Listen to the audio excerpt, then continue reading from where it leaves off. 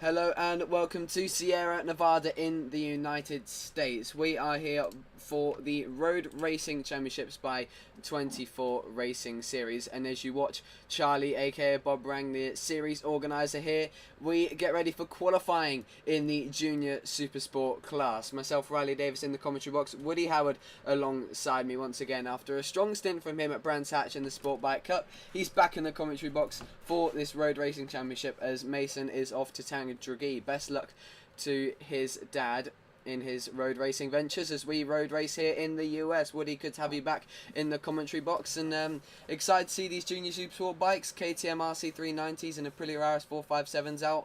The smaller bikes are going to allow for a bit more slipstream and bigger packs, don't you think? Yeah, definitely. It's a pleasure to be here. Thank you for having me, Riley.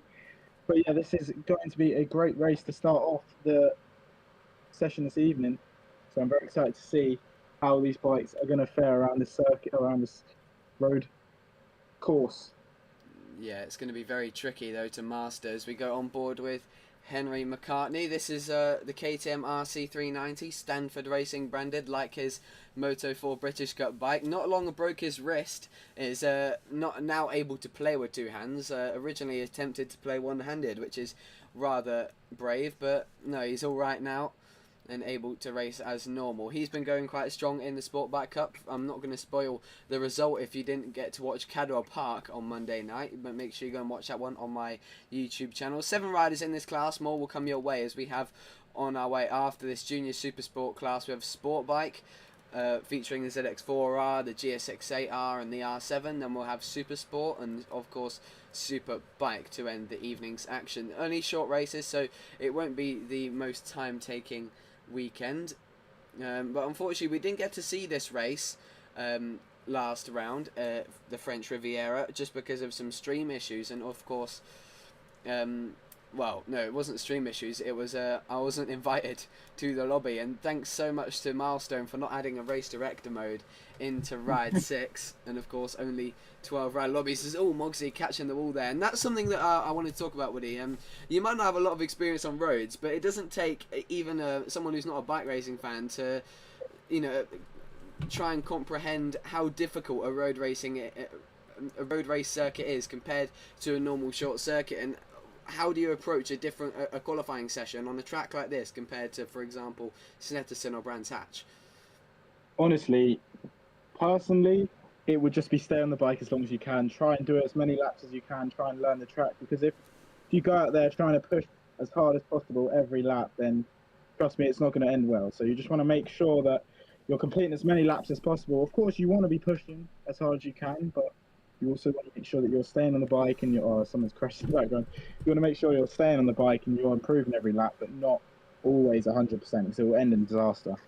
Yeah, exactly that. Ross, aka Armag, has gone up to the top of the timesheets with the 155.5. Not the longest road circuit out there, but definitely not the shortest as well. Because, of course, if you're watching the previous round, we were at the short course for the French Riviera, which for these bikes, even for these bikes, only about a minute lap time. So you can imagine the super bikes and super sports even shorter. As you're watching Harrison Day here, of course, another Moto4 British Cup rider, rolling with a Diogo Moreira-esque lineup, but riding a KTM RC390, an interesting lineup for the number 15, as he's currently in second with a 155.6, only a tenth of a second off of Ross, which is an impressive margin at a road circuit where there's so much time to find in every single corner. He's following Alfie, who was very well accomplished last time out of the French Riviera, took victory in the Super Sport race.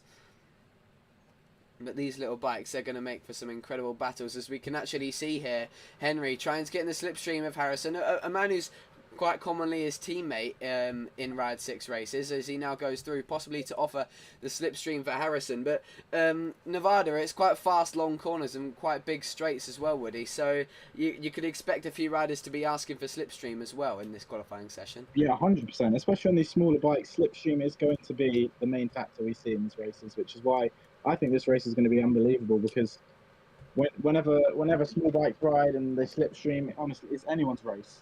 Yeah, precisely that. And as we watch Tom Kelly, aka Italian, you just have to learn these names. Well, I've heard it's preferred that we go by their names rather than their game tags, and unless they don't give their name. So for all those who don't know, Bob Rang 30, he is a league owner. He is Charlie Randall. As you may have heard Mason use the adjective an adjective which can't describe that crash, which is randalicious, used a lot by Mason in previous commentary.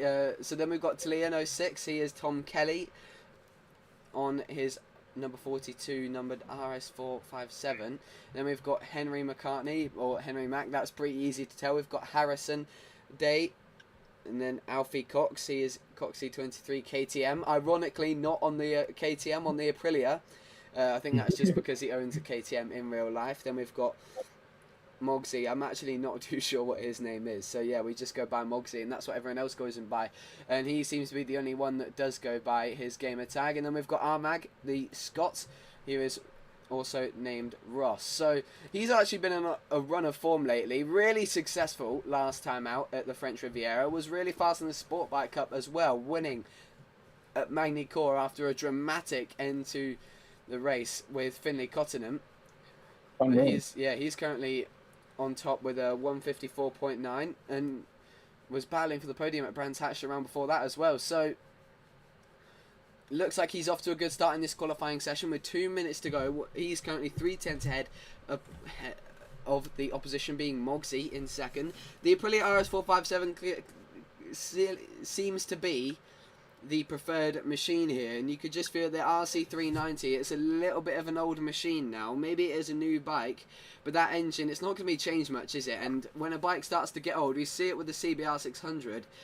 And a track like this, it's really not going to make much of a difference. And perhaps Henry and Harrison just wanting to ride them for a little bit of differential feeling to the top three.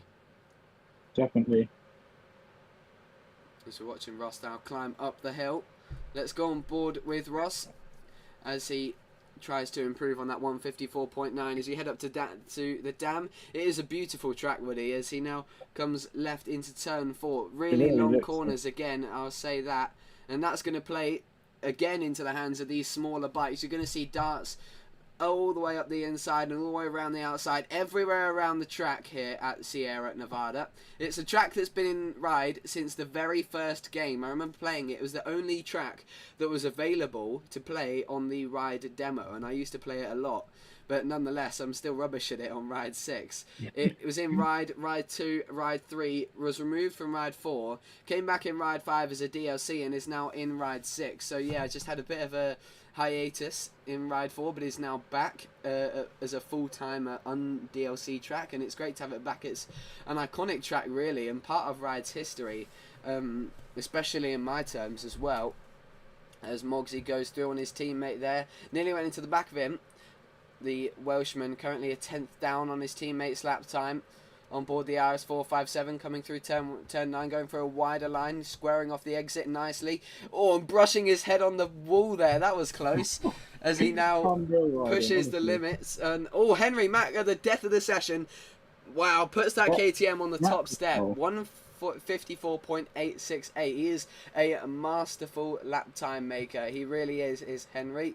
Really good at it, and used to these sport bike-esque speeds.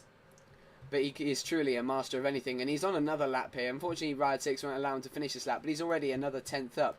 But let's see, is anyone else capable of setting another lap time? Charlie. Oh, wow. Actually, that just shows how close the lap times are. Usually, I mean, 1.3, that's not usually a massive barrier. No, sorry, that's 2 seconds. Yeah, 2 seconds doesn't seem like a massive gap. A small gap, sorry, 1.4. That I did get it right on my first time around. 1.4 separating the grid. That's actually really small for an esports grid, considering how much the skill level can interchange, and that just shows you how.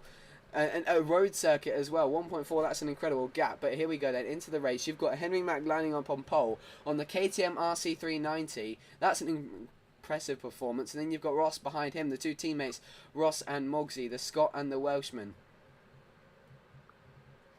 We're in for a really good race. The KTMs are definitely an underdog in this. It's, grabbing that pole in the last second, I felt like a KTM could win this against all odds. Yeah, you wouldn't bet it against Henry McCartney. Doing a really good job in Ride 6 to take many victories and many pole positions, at that, many pole positions. in the Sport Bike Cup, the Multi-Moto Ride 6 Championship. SDPG, he's going to be looking to race at the Northwest 200. He owns the lap record on the Superbike at the Northwest 200 in Ride 6. So the 14-year-old clearly putting the work in on the roads as much as he is on the short circuits, and proving how much of a talent he is on these games. I'm real to see.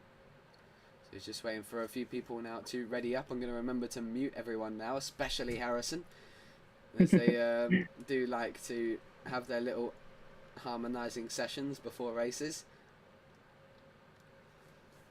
But yeah, as I have to agree, Henry, definitely an underdog for that one. Maybe it was helped with the slipstream on that lap, but nonetheless a fantastic lap. But here we go then, enough talking about pace, so let's see who's got the raw speed and aggressiveness. Here we go, 3, 2, 1, the lights are out and we're underway at the Sierra Nevada Road Circuit. A brilliant start from the Aprilias, as we expected. The KTM bogs down and goes straight to the back. Ross gets a fantastic launch alongside his teammate down into someone. Look at Alfie along the outside. Hard to tell everyone apart on the Aprilias, but yeah, Alfie, bit of an underdog from the qualifying session, but we knew that he'd be fast in this race. Really strong at the French Riviera. He now leads this race. Oh, Henry's gone down. Oh no, sorry, he hasn't. That was a bit of Ride 6 lag there. But down to the back of the grid goes the KTMs, as we expected, struggling off the line. Now, how do they fight back, as they've got a whole grid to overtake from now on? It's got to be a long game here. It's a 4-lap race here, but we know how fast these KTMs can be, as we've seen in qualifying. So they just need to kind of crack down, go for their qualifying lap pace, and just try and catch these Aprilias up. It is possible. Yeah, definitely, as Tom Kelly has unfortunately gone down at the back of the field there. But look at this action we're seeing between these three Aprilias, Alfie, Ross and Mogsy, all going for it on this first lap, side by side.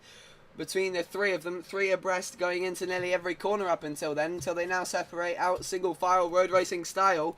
Henry's made his way back up into 5th. Harrison's in 5th with Charlie behind him. Under pressure is the young KTM rider. He's round wide there to get a wider exit, but it's not going to work. It's allowed him the inside line, but he's going to get a pretty weak run, which will hurt the KTM even more towards this final corner. But Henry looking to join this fight. Look at how tight these guys are, as Alfie looks to go on the inside.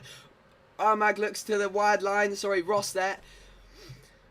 No, Alfie on the inside wall, that got close there. I'm struggling to even commentate on this because it's hard to tell everyone apart at this road race because the cameras are so zoomed in. But we're on board here with Alfie as he now tries to get in the slipstream of Ross. Here we go then, onto the main straight to start lap 2 already. Lap 2 of 4, and they're side by side. Look at the run from Mogsy to go around the outside and alongside straight to lead. And it's exactly what we were saying, Woody. How do you go about this? 2 laps already down at this point. No, sorry, 1 and 3 to go.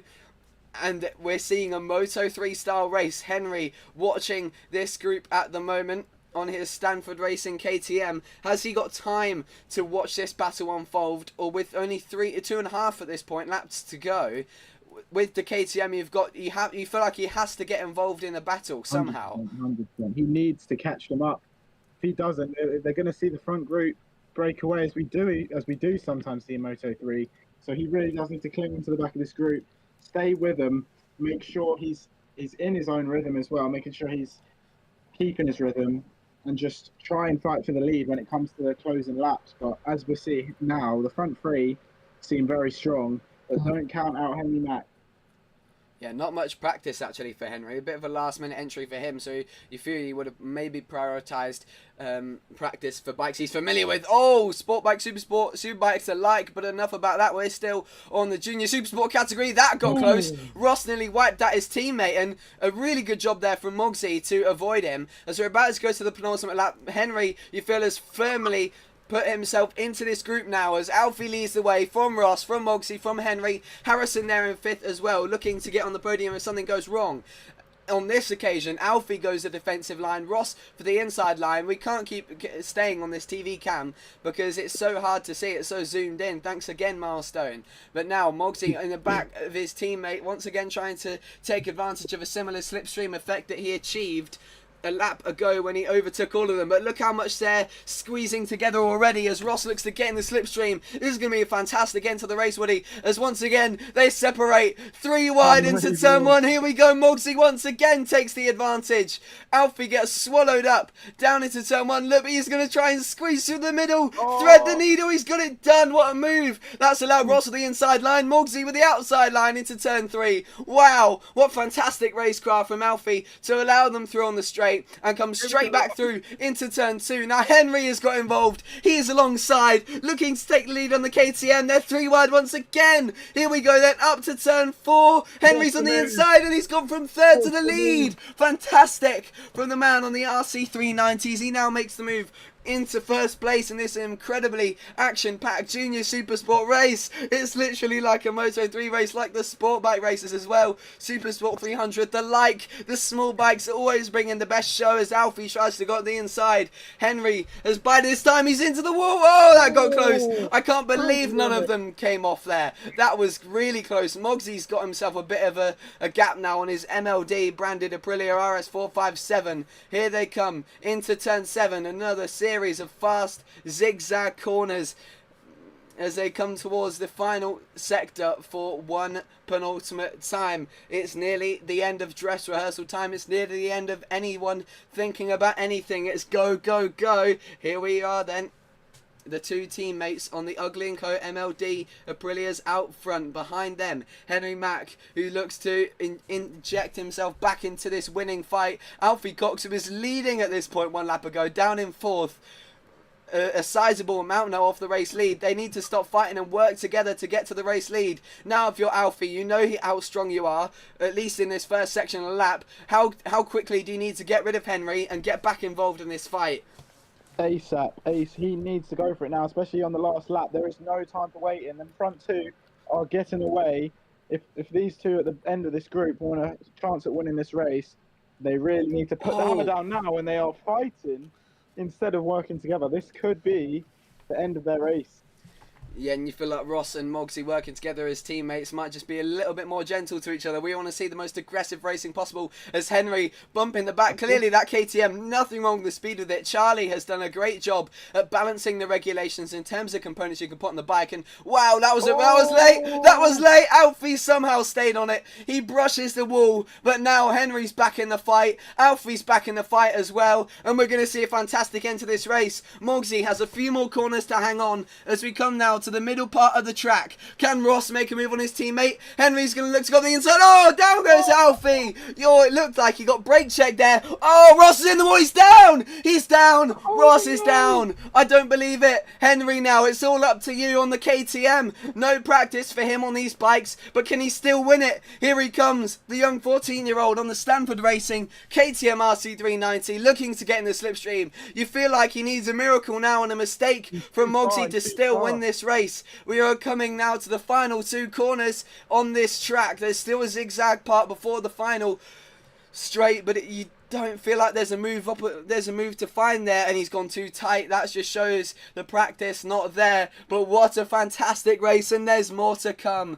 It's not over yet. Still, a mistake could come from Mogsy, but you feel like the Welshman has played this absolutely perfectly with how quick he was in the slipstream on the straight. You feel bad for Alfie. Oh, contact has gone there between Alfie and Ross. Ross has even dropped behind Harrison, but Mogsy on the MLD Ugly & Co Aprilia RS457 wins the first race of the meeting, the Junior Supersport race here at Sierra Nevada. What a show, Woody. Henry Mack takes home second. Another prominent showing in the battle for the win. He's allergic to finishing off the podium despite that poor start on the KTM RC390. Alfie takes home third. You feel like more was promised for him, but look at that, Alfie and Henry doing the exact same lap time in that race of the fastest lap, and Harrison taking home fourth ahead of Ross. So strong results there for the KTMs. Another well done to Charlie for balancing out the regulations so well. But now, before we move on to Sport Bike, how incredible was that, and how well planned was that from Mogsy to hold the lead and manage the pressure to stop this battle behind him of Henry, Alfie and Ross from taking over his brain. That was a strategic masterclass from Mogsy there. Really, he timed everything right. when it came to the end, he gave himself a big enough gap to just ride like he has all race, just kind of like and he can afford to chill out when he has a gap like that on the last lap, and that's exactly what you want when you're under pressure the entire race. You get onto that last lap, you look behind you, you see you've got a little gap, and you abuse that by just taking it slow, being cool, and he clearly did. He took the win very well there, did Mugsy. Yeah, it was truly amazing from the Welshman on the RS457, and the KTM not being as weak as we thought. How about that though from Henry to come home second after that abysmal start to the race for him and Hammer Harrison. Clearly that KTM struggling to get off the line, but clearly wasn't short of any power as he was literally bumping the back of Mogsy on the straight of that last lap, wasn't he? Exactly. It was an unreal race. Yeah, and here we look at the Kawasaki ZX4RR, one of the bikes featured in the sport bike class. As we now move on to that, we wait for them to all lobby up, and not much will change. Again, small bikes, but just a little bit more power in these ones as they have been changed in regulation. We've also got the Suzuki GSX-8R that can be featured, and then we'll scroll through more bikes available. The Yamaha R7, look how amazing that looks. Amazing livery I've downloaded. I'll give a shout out to whoever made that. It is truly fantastic. It is WSCAO Wascow. I don't know how to pronounce that one, but what a fantastic delivery on the Yamaha R7, the 70th anniversary edition. And of course, speaking of anniversaries, make sure you come to Mallory Park for the 1000 Bikes Revival Festival on July 10th to the 12th. It is going to be an incredible weekend, and we hope you can make it. I'll be commentating there. It's going to be such a good show. There'll be racing and all sorts of iconic bikes out on track and out for you to see, including famous ones like Barry Sheen's RG500 and many, many more. Classic bikes, modern bikes, and all sorts. Racing heroes that you can come see yourself. And also make sure you're tuning in to Fab Racing live from Hooton Park this weekend, brought to you by myself and Zach Sweeney. That promises to be some fantastic action after Clay Pigeon was absolute cinema, as some would call it.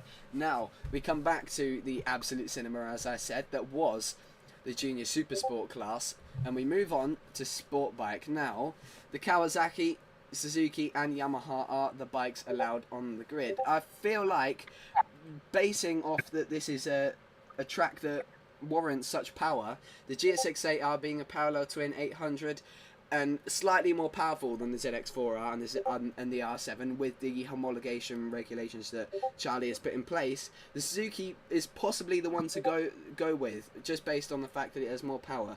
And 100%. yeah, what advantage can that offer? What advantage can that offer you in a qualifying lap when you've got that much sizable power over something like the ZX4R, which can be a little bit more aggressive on power, and the R7, which is just underpowered in general? You will know how in depth a lap has to be in a qualifying session. You have every single extra bit of power counts. So going with that Suzuki will definitely. I wouldn't be surprised if we see a Suzuki pole sitter, just because it will just make it will make every lap that bit easier compared to the riders on the slower bikes. Yeah, 100%.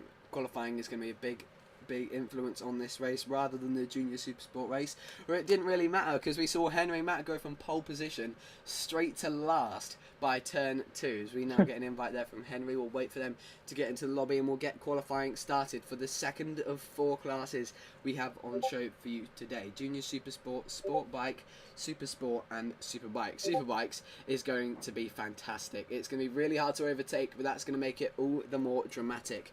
And it's hard to really break away, as Morgsy did on that last lap. And that's why it influences how incredible of a performance he did, because it's such a slipstream dependent track, even on the big bikes. So to do that on the small bikes and manage to lead that entire last lap with how many straights and long flowing corners there are for people to get the slipstream on him, maybe there was a battle behind him, but it was truly incredible, wasn't it, to manage a gap like that on a track like this? It was amazing. It was it was just great riding, to be honest. Something that you don't really see on road courses. He really judged it to perfection, in my opinion. Yeah, I think no one can argue that it was judged to perfection. Let's see if he can repeat that though. I don't know if he's racing in the sport bike class, but I know that Henry is for sure, and he is a master of the sport bike class. I'll let you know that he will probably be on his Makita Monster Energy Kawasaki ZX4RR alongside Harrison Day. That's one he's frequently ridden in the Sport Bike Cup. Of course, you were there at Brands Hatch for that incredible race we got Unreal race. in the wet. Unreal race. But I can guarantee that it is going to be bone dry here in the Sierra Nevada mountains. As we just get some details through on the Discord, waiting for the lobby to start.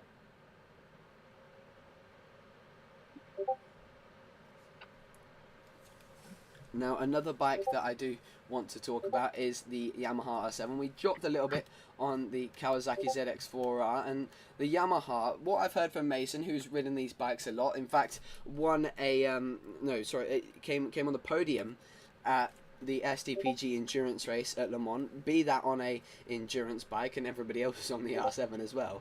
But he really likes the R7. He says it handles really well. It'll be his bike of choice. But it, from what we've seen in the Sport Bike Cup, really seems to be an underpowered machine. So this track can...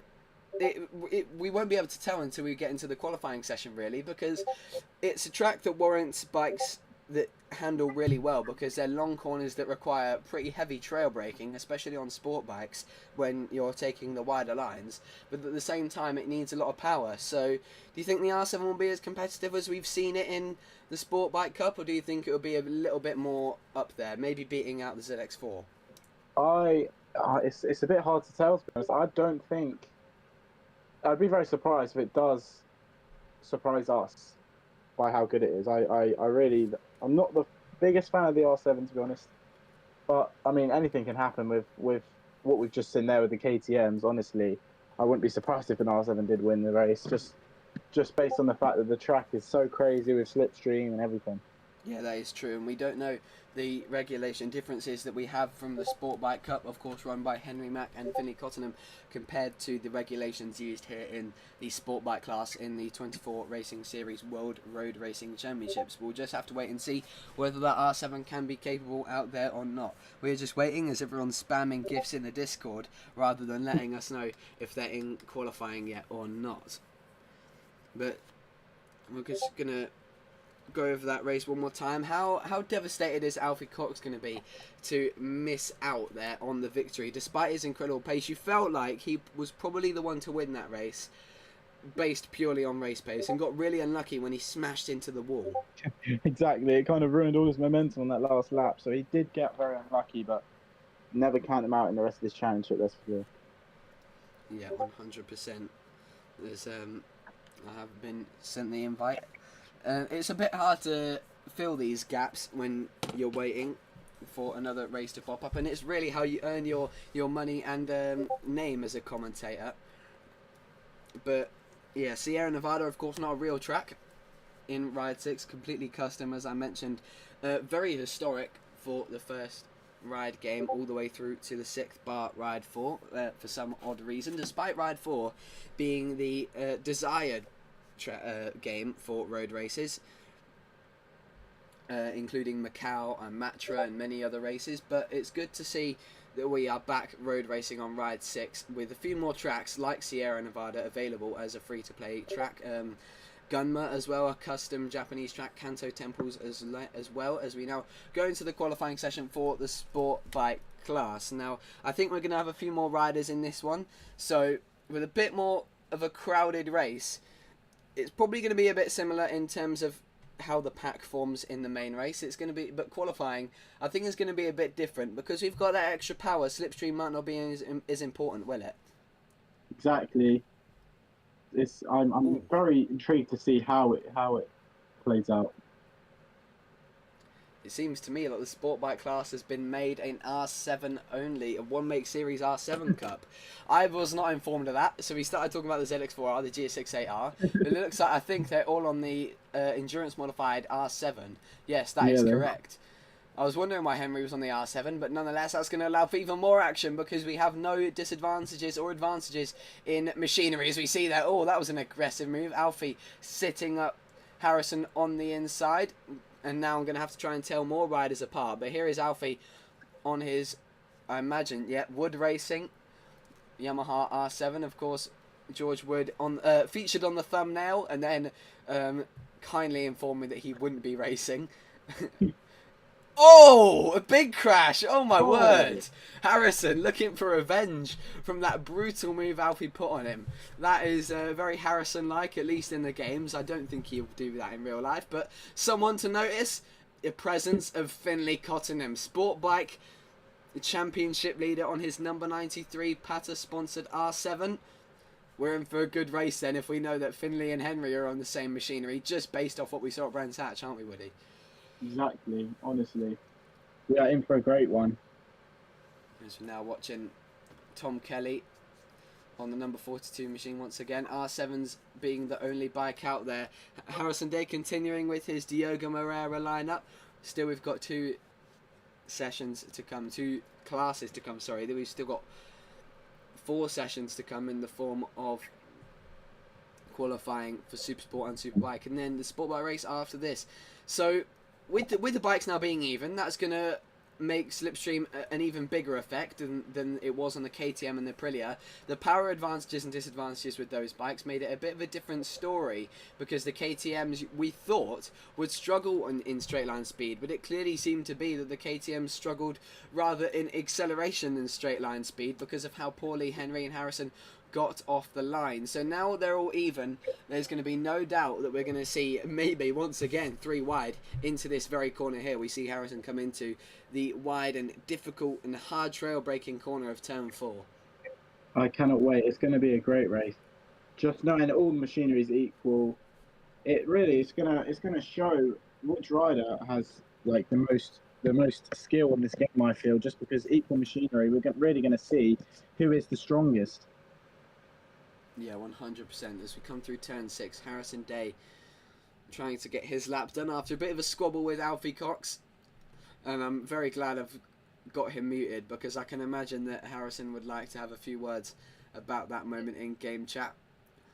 As Henry goes to the top of the... Oh no, sorry, we haven't got any lap times down yet. I'm too used to seeing Henry at the top of the time sheets that I just assumed that he had a lap time down, as we're nearly halfway into the session. No one's got a lap time down. A lot of people got involved in quite a few crashes at the start, and when you're on a flying lap, one that could be really good as well, that can really affect your mindset, can't it? When something goes quite wrong and you're already halfway into the session nearly without a lap time, how's that going to affect you going into not only the rest of the qualifying session but the race as well, as Alfie tops the session with a 149.7. There's pressure. If you feel yourself keep making mistakes, you're just going to keep making them, and that pressure is going to hold on your back until the end of the session. And then when the race day comes, you're not in the position you're most likely to be on the grid. And then all hell will break loose if you're at the back of the pack. So really, you've got to make sure qualifying goes well. Just kind of put that pressure in the back of the mind and go for it.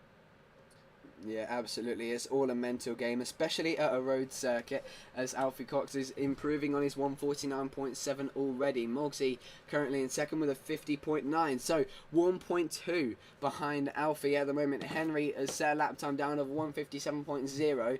Now, for riders who haven't done practice on one of these classes, the sport bike or junior supersport classes, you feel like the easiest transition would be junior supersport and sport bike. There's very minimal differences in lap times, so I think that's going to allow for some riders who might not have practiced to just be a bit of a wild card in these races, especially since they could make their braking markers just a little bit upside down and make for some big drama on the first lap.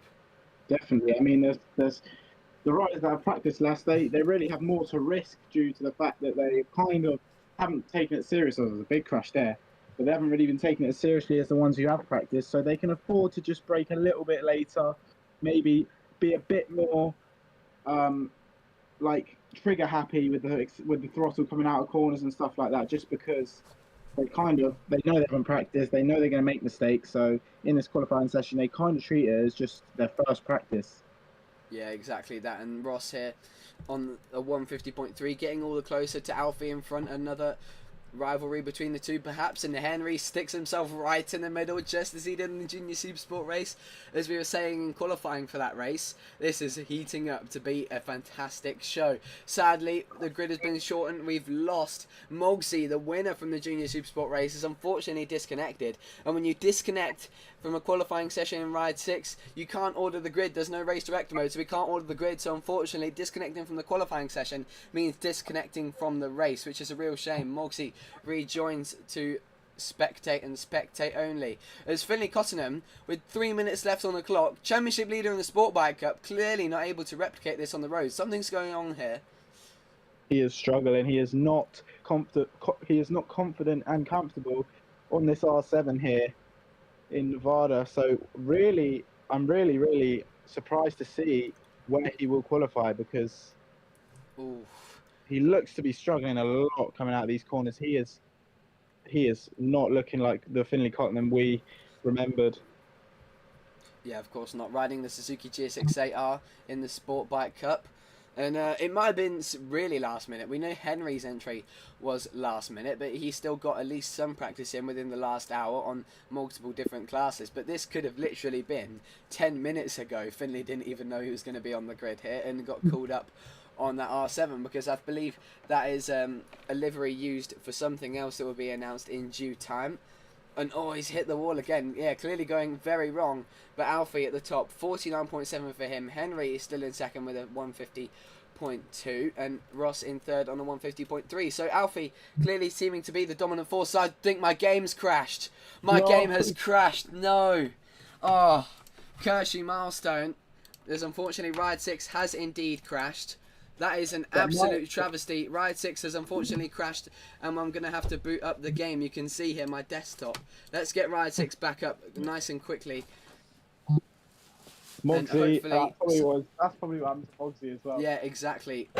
Games crashing all the time here in Ride 6, unfortunately.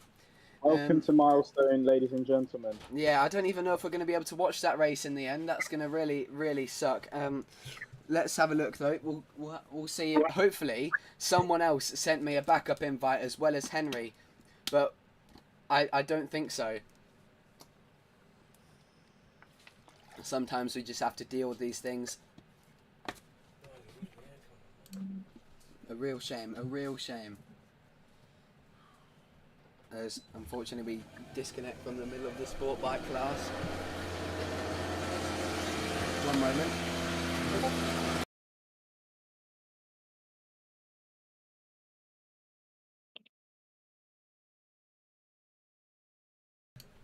Unfortunately, that was just the aircon kicking in the wrong way. That sounded a bit strange, but we're all good now. As we now load into the game and pray to the skies of Milestone Games we got a backup invite. Did we get a backup invite? The game's frozen again. Let's hope it's not crashed once again. I can guarantee this isn't my PC. My PC's operating just fine. I've got Specky up on my other monitor to make sure that the operating temperatures are just fine and all the apps are running smoothly, but the game is still frozen as we wait for it to unfreeze. This is truly a nightmare.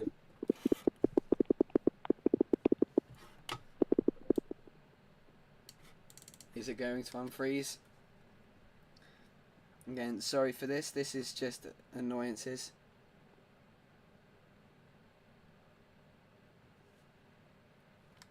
No, it's still frozen. What is going on with Ride 6? I'm doing everything I can.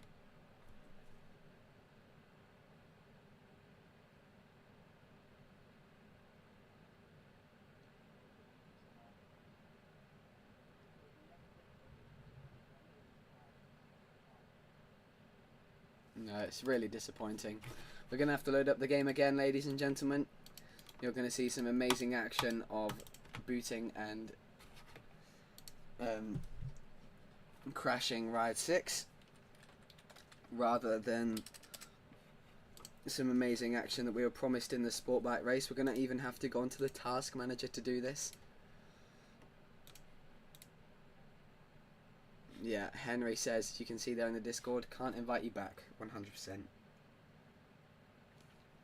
Oh, well that's a big shame.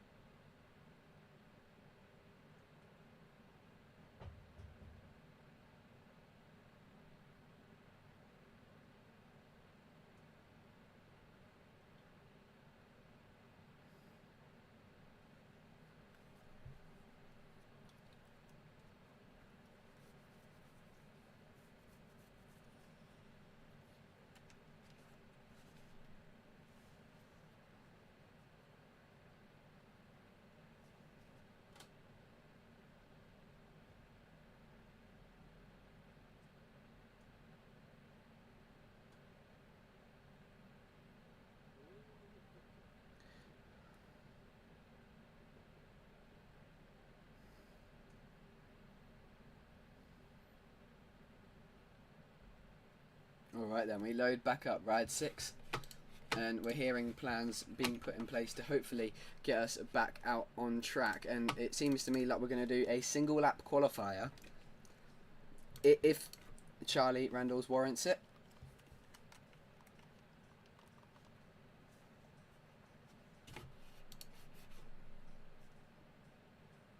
Once again, Ride 6 is frozen. The game being an absolute nightmare. I might have to restart Steam.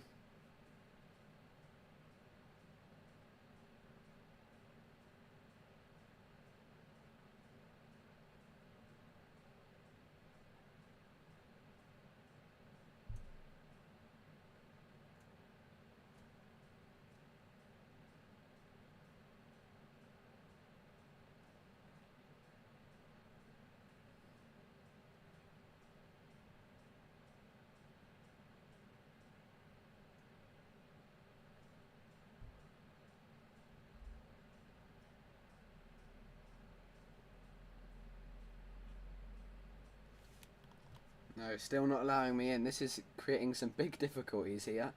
And this does seem very unprofessional, but you can't blame us for this at all. It is purely Milestone. As I now get some things in place to put something on while you guys are waiting. But unfortunately it might seem that you guys are going to have to miss the sport bike race.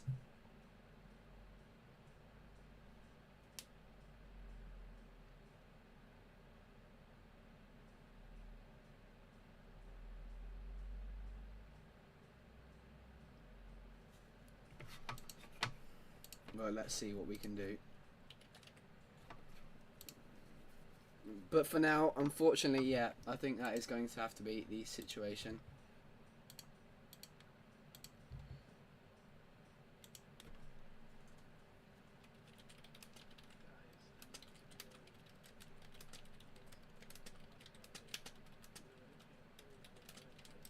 Yeah, we definitely were.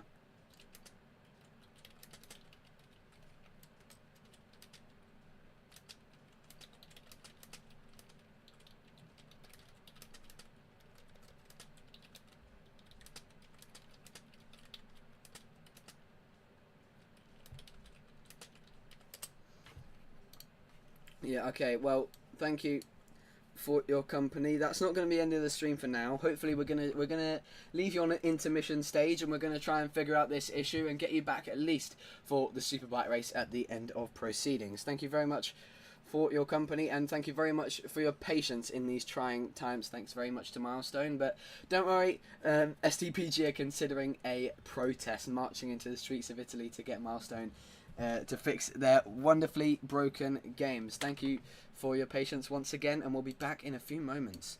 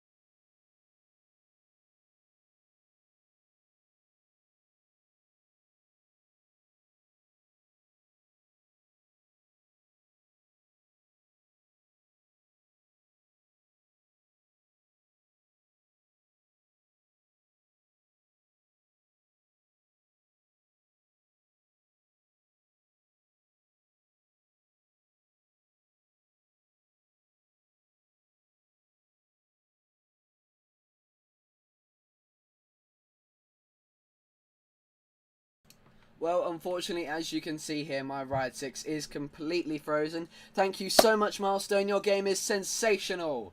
Everyone go raging. Twitter, Instagram, whatever you want. Just tell Milestone how terrible their game is. I'm so terribly sorry that this has happened. And it's a shame we have to miss the Super Sport and Superbike races.